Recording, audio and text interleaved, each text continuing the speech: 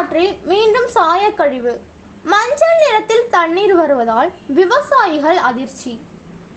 தமிழகத்தில் பல்வேறு மாவட்டங்களில் கனமழை பெய்து வரும் நிலையில் கோவை மாவட்டம் வெள்ளியங்கிரி மலையில் பெய்யும் மழைநீர் நொய்யல் ஆறாக கோவை திருப்பூர் வழியாக கரூர் மாவட்டம் நொய்யல் என்கின்ற இடத்தில் காவிரி ஆற்றில் கலக்கிறது.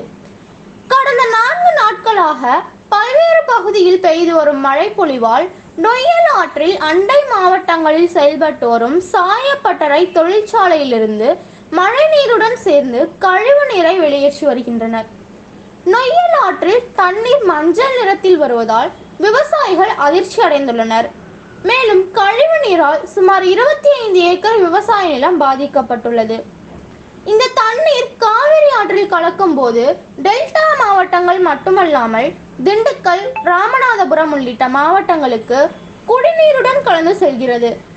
இதனை பொதுமக்கள் பருகுவதால் பல்வேறு பிரச்சனைகள் ஏற்பட வாய்ப்பு உள்ளதால் இவற்றை தடுத்து நிறுத்த வேண்டும் என பொதுமக்கள், விவசாயிகள் கோரிக்கை வைத்தும் இதுவரை எந்த நடவடிக்கை எடுக்கப்படவில்லை என்பது குறிப்பிடத்தக்கதாகும்.